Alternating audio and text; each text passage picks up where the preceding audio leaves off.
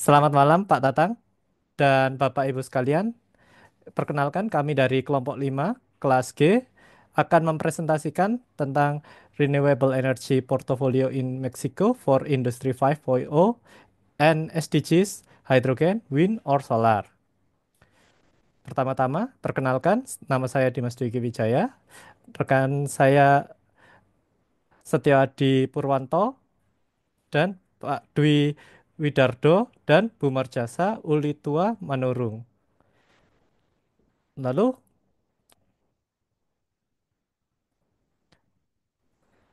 penelitian ini mengeksplorasi portofolio energi terbarukan di Meksiko dalam konteks industri 5.0 dan SDGs.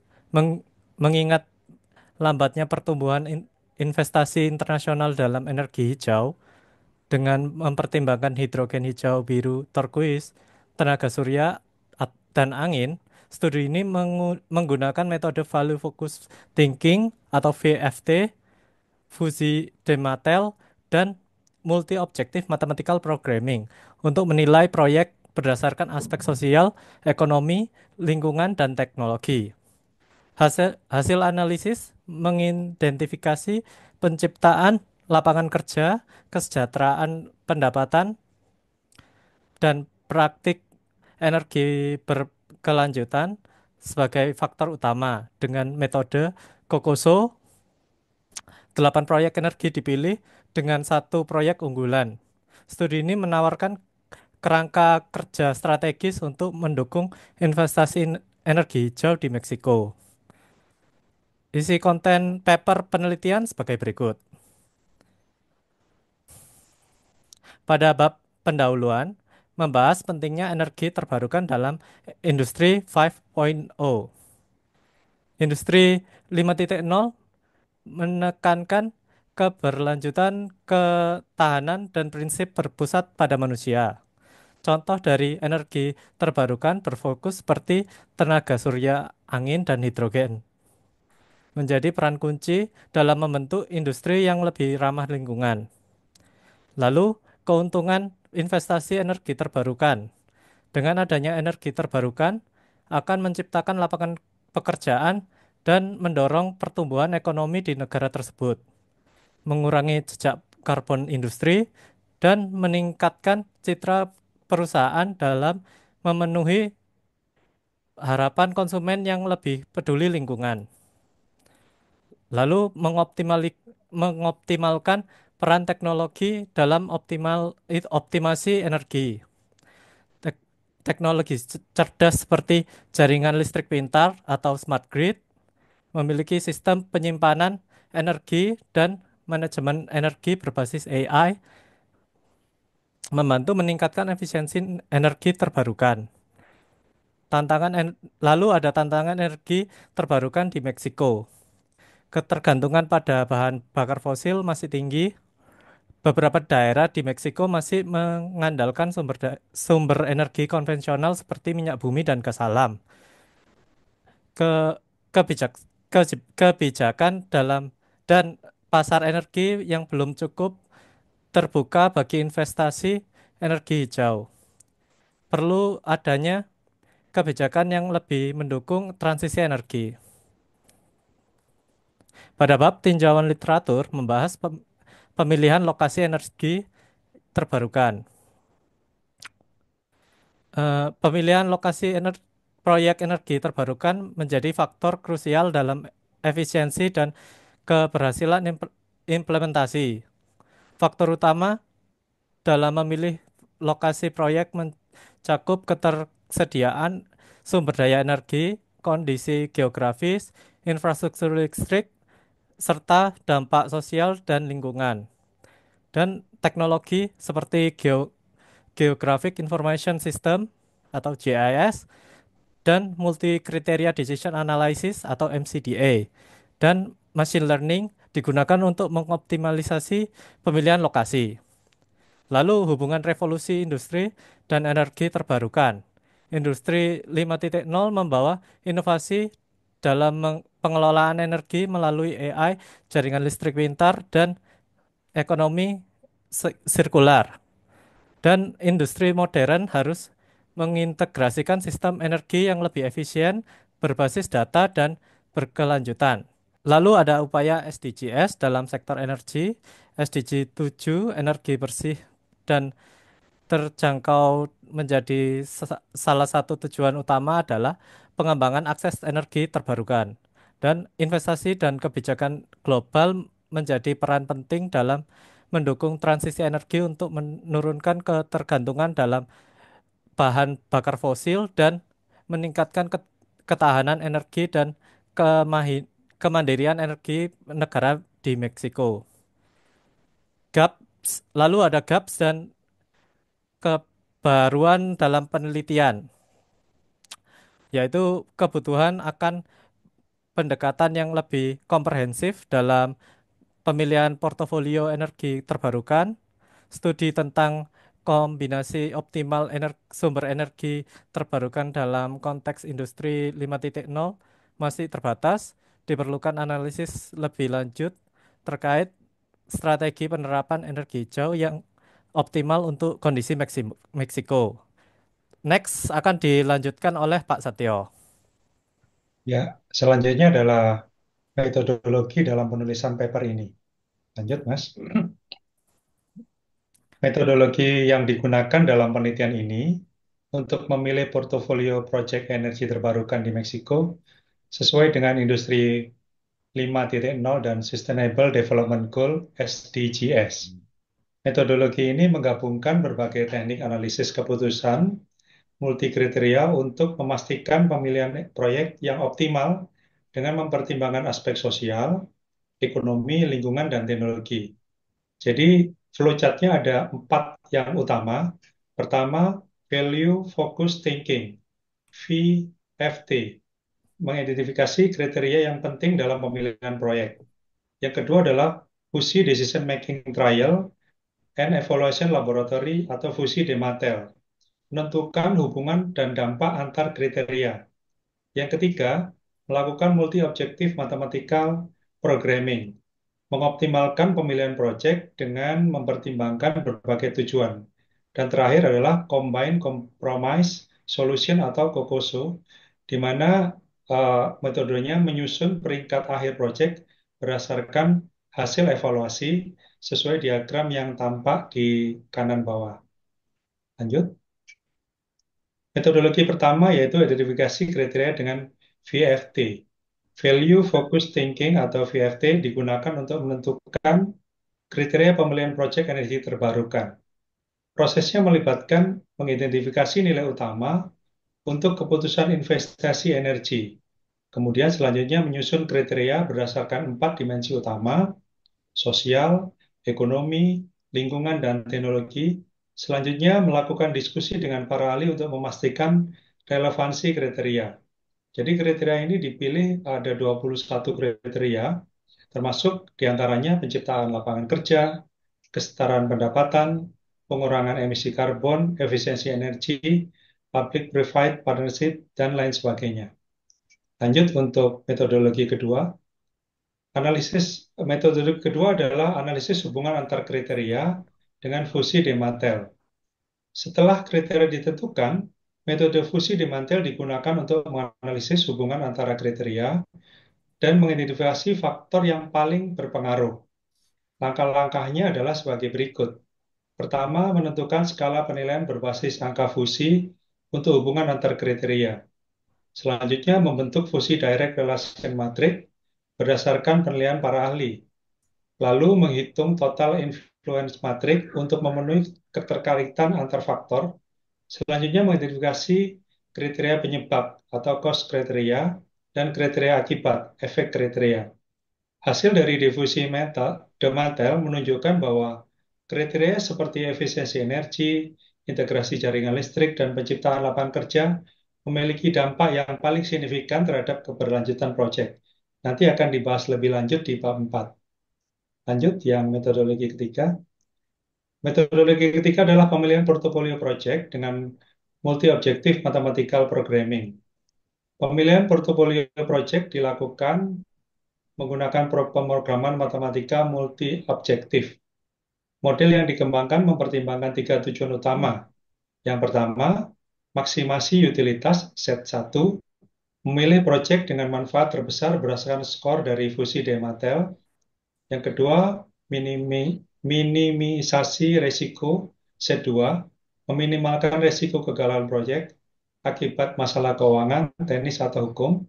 Dan yang ketiga terakhir adalah maksimisasi profitabilitas atau set 3 untuk memastikan proyek memberi keuntungan ekonomi yang optimal. Model ini diformulasikan sebagai fusi multi-objective integer programming dan diselesaikan dengan perangkat lunak, yaitu software GAMS. Lanjut yang keempat. Peringkat terakhir adalah COCOSO. Untuk menentukan proyek terbaik, metode Combined Compromise Solution atau COCOSO ditetapkan. Langkah-langkahnya meliputi hal-hal sebagai berikut. Yang pertama, kita menghitung skor masing-masing proyek berdasarkan hasil optimalisasi matematis. Yang kedua, menentukan bobot kriteria menggunakan Best Worst Method atau BWM. Yang terakhir adalah menggunakan 3 strategi penilaian, KIA, KIP, KIC untuk mendapatkan skor final. Nanti pada bab 4 akan dibahas lebih detail.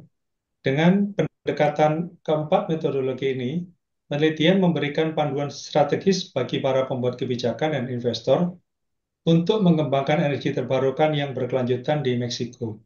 Selanjutnya akan dibahas bab 4 oleh Mas Dwi. Silakan. Baik, terima kasih Pak Stio. Akan saya lanjutkan.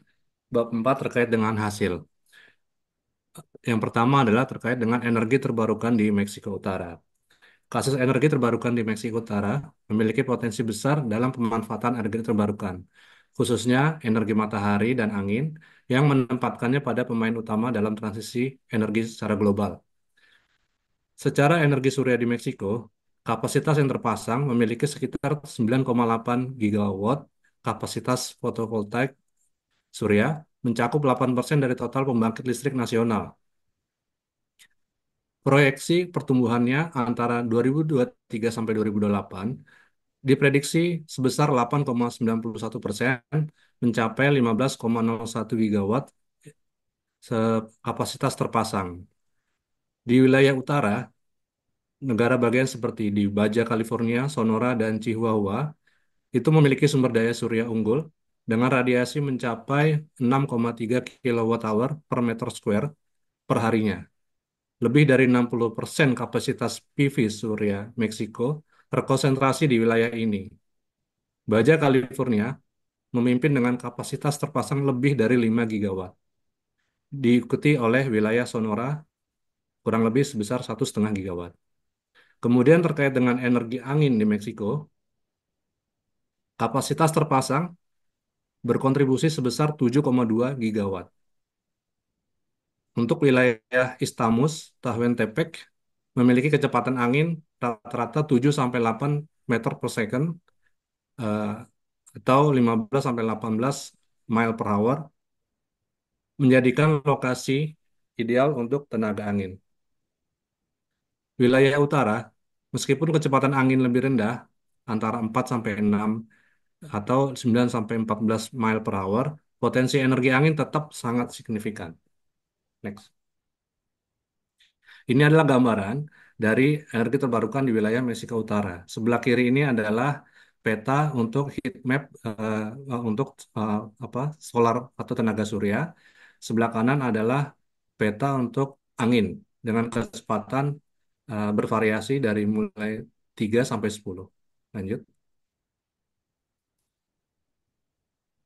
Masih terkait dengan energi terbarukan di Meksiko Utara, terkait dengan diversifikasi portofolio energi terbarukan.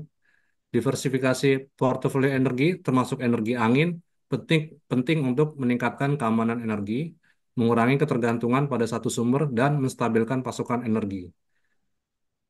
Campuran energi yang beragam dapat meningkatkan ketahanan terhadap variasi iklim, mengurangi kerugian transmisi, dan meningkatkan keandalan dari grid. Terkait dengan ekspor energi terbarukan ke Amerika Serikat, infrastruktur lintas batas seperti koneksi grid Baja California dan San Diego memungkinkan untuk ekspor energi terbarukan ke Amerika Serikat. Secara dukungan politik dan finansial melalui perjanjian Amerika Serikat dan Meksiko dan Kanada (USMCA), memfasilitasi perdagangan dan investasi dalam infrastruktur energi. Kemudian terkait dengan peran wilayah utara Meksiko, terkait dengan nearshoring strategi, lokasi strategis negara bagian seperti Baja California, Chihuahua, Sonora, dan Nuevo León berbatasan langsung dengan Amerika Serikat, sehingga memungkinkan rute transportasi yang sangat efisien. Secara infrastruktur dan ekonomi, kota seperti Tijuana, Ciudad Juarez, dan hub logistik penting, biaya tenaga kerja kompetitif, dan manfaat dari USMCA meningkatkan daya saing. Secara potensi dari ekspor, kelebihan energi terbarukan dapat diekspor sebagai listrik atau hidrogen, mendiversifikasi ekonomi, dan mendukung tujuan keberlanjutan secara global. Next.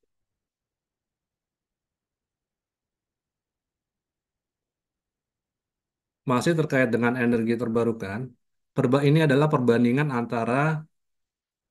dengan Amerika Serikat. Yang pertama terkait dengan pertumbuhan energi terbarukan di Amerika Serikat. Antara 2001 sampai 2022, gambar sebelah kanan, diagram sebelah kanan, terdapat eh, pertumbuhan dalam energi surya di Amerika Serikat, energi surya dan energi angin. Proyeksi menunjukkan energi surya melampaui energi angin pada awal 2030.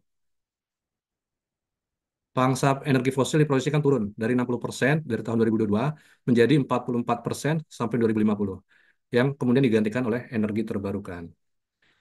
Kemudian secara transisi energi di Amerika Serikat, energi terbarukan diperkirakan naik dari 21% menjadi 44% dari total energi di Amerika Serikat pada tahun 2050. Ini terlihat pada gambar sebelah kiri di bawah. Sedangkan energi lain seperti gas alam, nuklir, dan bahan bakar fosil mengalami penurunan yang cukup signifikan. Lanjut. Nah, terkait dengan pentingnya portofolio energi terbarukan di Meksiko, bahwa Meksiko Utara dapat memanfaatkan lokasi strategis dan sumber daya mendukung Amerika Serikat. Kedua, pemilihan portofolio energi terbarukan yang optimal akan mendukung pembangunan berkelanjutan dan meningkatkan daya saing Meksiko dalam strategi nearshoring, serta memperkuat perannya dalam ekonomi global. Ketiga, Meksiko berpotensi menjadi pengekspor utama solusi energi bersih, memperkuat perannya dalam ekonomi global, dan dapat menjadi pusat produksi dan ekspor energi terbarukan, termasuk listrik dan hidrogen. Kemudian selanjutnya adalah menentukan kriteria terpilih menggunakan metode VFT. Untuk memilih portofolio proyek energi terbarukan yang optimal, penelitian ini menggunakan pendekatan Value Focused Thinking (VFT). Sebanyak 20 proyek baru dinominasikan berdasarkan studi iklim dan peta dari Kementerian Energi Meksiko. Keberhasilan pemilihan portofolio sangat bergantung pada ditetapkan. 5 jenis proyek energi terbarukan dianalisis dalam model ini, antara lain energi matahari, energi angin, energi hidrogen dari gas alam, energi hidrogen hijau, energi hidrogen virus. Nah, energi hidrogen virus ini masih dalam tahap pengembangan dan belum diluncurkan, tetapi tetap dimasukkan dalam studi karena memiliki potensi yang cukup besar. Baik, selanjutnya masih dalam kriteria terpilih. Kriteria seleksi portofolio dipilih dengan fokus pada pembangunan berkelanjutan dan prinsip industri 5.0. Sebanyak 21 kriteria dikembangkan yang mencakup 13 kriteria terukur dari SDG, yaitu 1, 7, 9, 11, 12, dan 13. Ini mewakili dari dampak proyek terhadap lingkungan, ekonomi, dan lokasi. Kemudian 8 kriteria itu dari industri 5.0. Kriteria ini diambil dari literatur dan disempurnakan melalui sesi dengan para ahli menggunakan metode VFD. Proses penentuan kriteria, 8 ahli dari berbagai stakeholder berpartisipasi dalam sesi yang terstruktur. Setiap kriteria dibahas, dievaluasi, dan disempurnakan berdasarkan relevansi, dampak, dan kelayakan dalam konteks industri 5.0 dan kriteria. Kriteria gambar 8. setiap kriteria juga dapat dilihat pada lampiran A. Nanti akan disampaikan pada slide berikutnya. Kedua, ketidaksesuaian dan ketergantungan teridentifikasi berdasarkan hasil diskusi oleh para ahli. Ketidaksesuaian terjadi ketika pelaksanaan suatu proyek berdampak negatif dan kelayakan dan keberhasilan proyek lain. Sedangkan ketergantungan mengacu pada ketergantungan proyek lain yang implementasi dan keefektifitasannya. Tiga, identifikasi ketidaksesuaian dan ketergantungan dapat membantu meminimalkan risiko dan memastikan keberhasilan pada saat implementasi. Ini adalah kriteria yang sudah ditentukan pada gambar 8 sebelah kiri.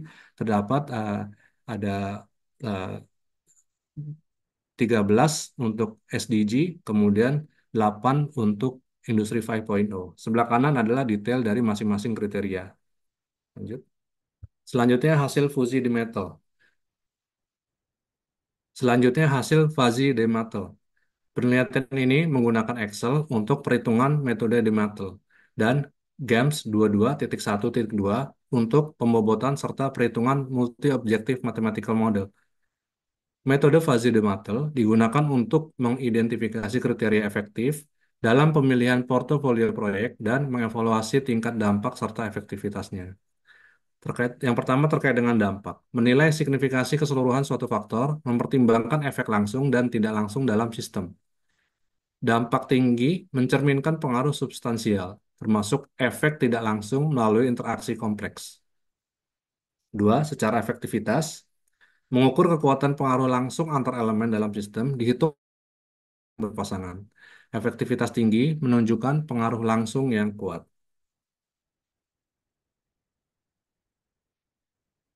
Hasil fusi di metal. Hasil analisis dari di metal. Tabel 1 ini menunjukkan, tabel 1 yang ada di sebelah kanan ini menunjukkan pengaruh dan efektivitas faktor yang dinilai. Perhitungan R plus D dan R minus D digunakan untuk menentukan hubungan sebab akibat antar faktor. R faktor penyebab, kolom R D ini faktor dari efeknya. Faktor lain, faktor dengan nilai R lebih besar dianggap paling efektif. Dalam penelitian ini, profitabilitas dan biaya proyek adalah faktor paling berpengaruh. Pembobotan kriteria, bobot kriteria ditentukan melalui model pemrograman nonlinear. Dimensi ekonomi lebih menekankan pada biaya. Dimensi teknis fokus pada infrastruktur untuk implementasi. Dimensi sosial memprioritaskan penciptaan lapangan kerja. Melalui VFT dan fusi di metal, penelitian ini mengidentifikasi serangkaian kriteria yang mencakup berbagai dimensi pembangunan berkelanjutan.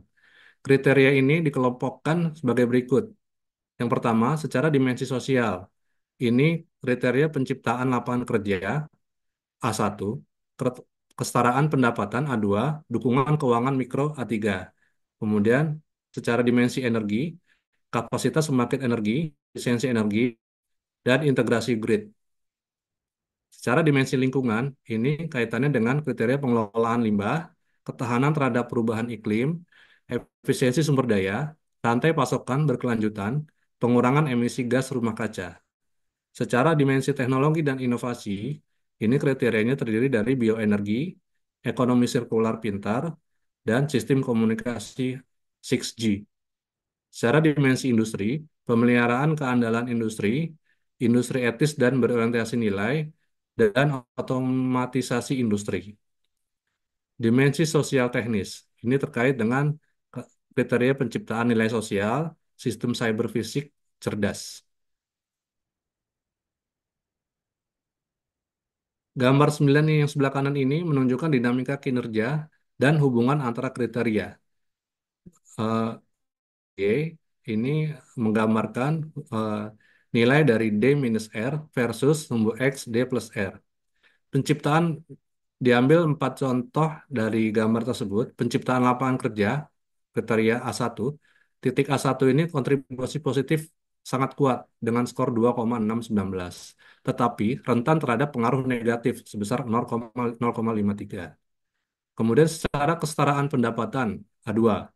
Ini kontribusi positif dengan skor 2,128. tetapi dipengaruhi efek samping sebesar 0,234. Secara dukungan keuangan mikro A3, titik A3, efek penguat itu bernilai 0,334 dengan kinerja baik 2,07. Dimensi energi yang terdiri dari kriteria B1, B2, dan B3 ini menunjukkan kinerja yang bervariasi, menekankan pentingnya keseimbangan strategis. Hasil dari Fuzzy the Metal, skor akhir proyek yang pertama, setiap proyek dinilai berdasarkan 21 kriteria yang selaras dengan SDG 1, 7, 9, 11, 12, dan 13. Proyek RE7 memiliki skor tinggi yaitu 11.000, 10,056, RE11, 337.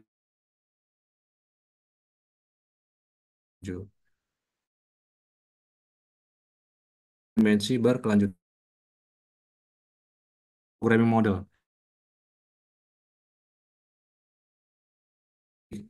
Parameter seperti anggaran, pendapatan, biaya, dan kapasitas sumber daya sebagai angka fuzzy segitiga dengan alfa 0,5. Gambar 11 di belakang kanan ini menunjukkan matriks ketidaksesuaian dan ketergantungan antar proyek. Tanda X adalah ketidaksesuaian, implementasi suatu proyek berdampak negatif pada proyek lain. Sedangkan tanda O adalah ketergantungan atau keberhasilan suatu proyek bergantung pada proyek lain. Contoh, RE2 tidak cocok dengan RE1 dan RE3. RE1 bergantung pada RE8, RE9, RE10, dan RE11.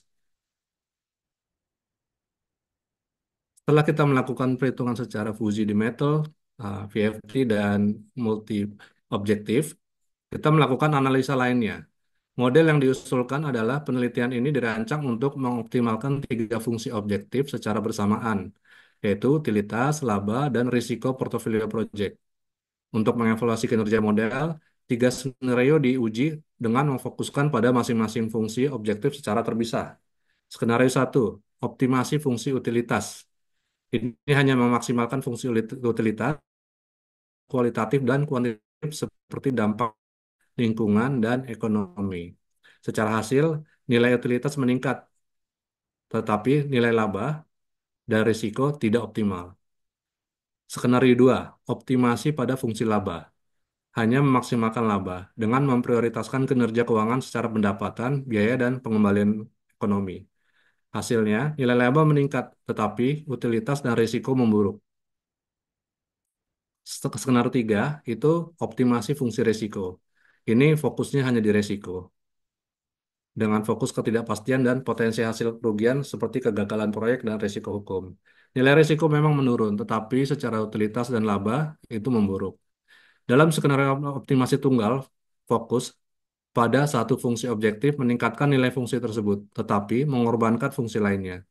Multi-objektif programming model menyeimbangkan ketiga fungsi dengan hasil utilitas yang besar 58,76, laba 15.592,05, dan risiko 132,62, dan menawarkan pendekatan holistik yang mempertimbangkan ketiga dimensi secara bersamaan. Keputusan akhir bergantung pada preferensi, arah strategi, dan prioritas organisasi dalam menyeimbangkan utilitas, laba, dan risiko. Demikian akan dilanjutkan oleh Bu Marjasa. Terima kasih, Pak. Baiklah, selanjutnya saya akan menyampaikan perihal diskusi dan implikasi manajerial pada bab 5. Next. Seperti yang sudah dijelaskan di bab sebelumnya, bab 1 sampai dengan bab 4, di mana penggunaan energi terbarukan di Meksiko Utara sebagai pendukung untuk penerapan industri 5.0, di mana yang saat ini sudah diterapkan di seluruh dunia ya untuk industri ini, supaya pembangunan berkelanjutan tercapai. Dengan demikian, untuk mencapai itu, jurnal ini membahas bagaimana potensi dan tantangan penggunaan energi terbarukan dalam proses eksplorasi tiga sumber energi terbarukan yang utama. Yang pertama itu ada tenaga surya, angin, dan hidrogen. Dalam penelitian ini, terdapat 8 proyek energi terbarukan yang menjadi prioritas. Untuk mengetahui proyek mana yang menjadi urutan pertama dan terakhir, maka dilakukan penelitian menggunakan metode COCOSO, Comprehensive Compromise Solution. Dan bobot kriteria diperoleh dengan metode BMW, Best Worst Method. Untuk metode ini sudah dijelaskan di bab 3 tadinya, metode penelitiannya. Adapun kriteria yang dikategorikan yaitu kecepatan implementasi, jarak lokasi konsumsi energi, hukum yang berlaku, kesiapan daripada investor swasta untuk pendanaan, kemudian proses logistik dan keuangan yang cukup dan potensi crowding funding. Termasuk metode penilaian pendekatan relasional abu-abu dilakukan juga dan metode WASPAS. Yang terakhir itu adalah penentuan nilai total nilai KI yang mewakili penilaian akhir berdasarkan nilai KI yang inilah yang akan menentukan integrasi pendekatan memfasilitasi penentuan prioritas proyek energi terbarukan.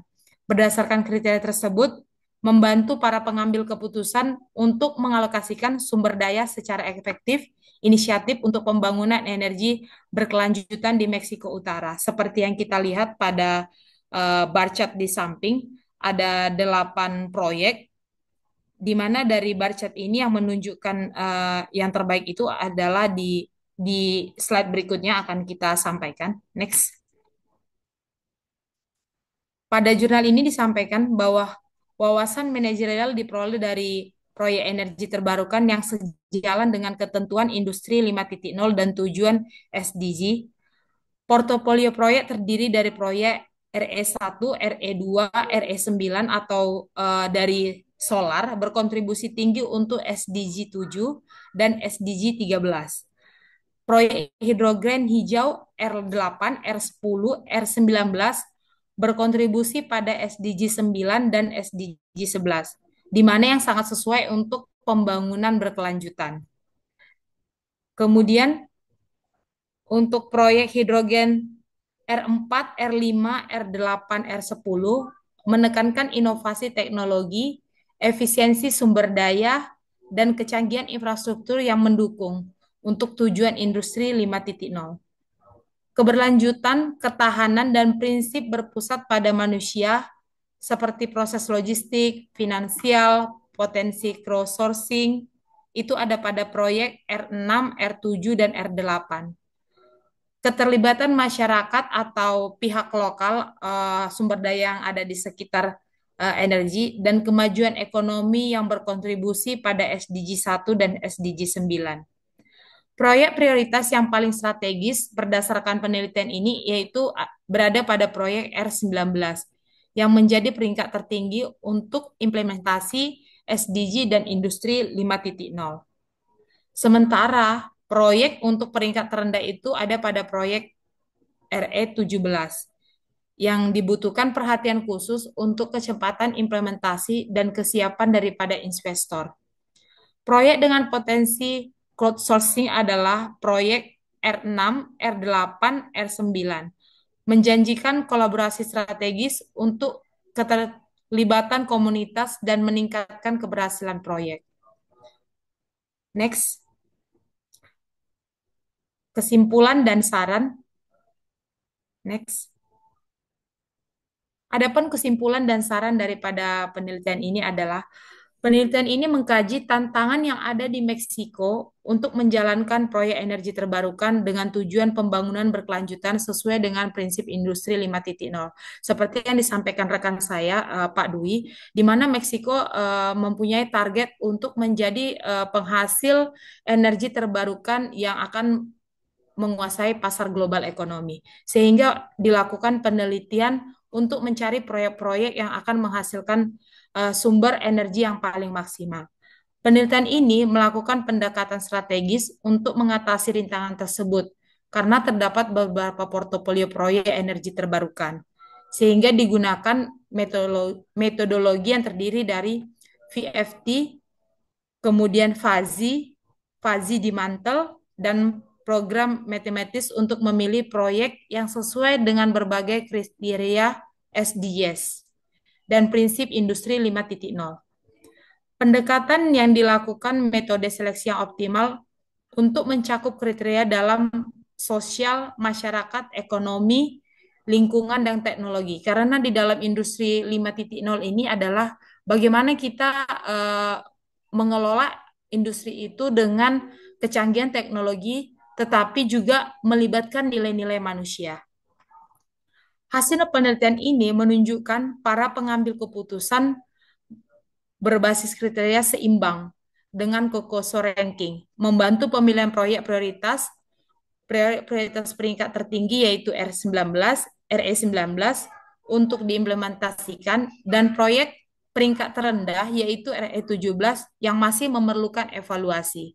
Sehingga dengan adanya ranking ini, para pengambil keputusan lebih mudah untuk menentukan proyek mana yang menjadi urutan pertama, kedua, ketiga, dan seterusnya. Adapun saran daripada penelitian ini adalah yang diusulkan untuk meningkatkan metodologi yang lebih detail lagi untuk pemilihan proyek energi terbarukan, yang lebih baik lagi dengan menggunakan seperti teknik matematika yang lebih canggih seperti jet number dan Pythagoras-Fuzzy dengan dimantel, JIS untuk keputusan berdasarkan lokasi energi terbarukan, integrasi penggunaan mesin yang dapat dipahami dan menganalisa prediktif dan perencanaan skenario yang dapat mengantisipasi perubahan daripada kondisi dan untuk keberlanjutan jangka panjang. Karena sumber energi terbarukan ini Meksiko semacam membuat perencanaan agar terus-menerus ada proyek yang dikerjakan untuk menghasilkan energi yang semakin besar sehingga mereka bisa menguasai pasar global ekonomi. Demikian penjelasan kami untuk paper ini. Terima kasih.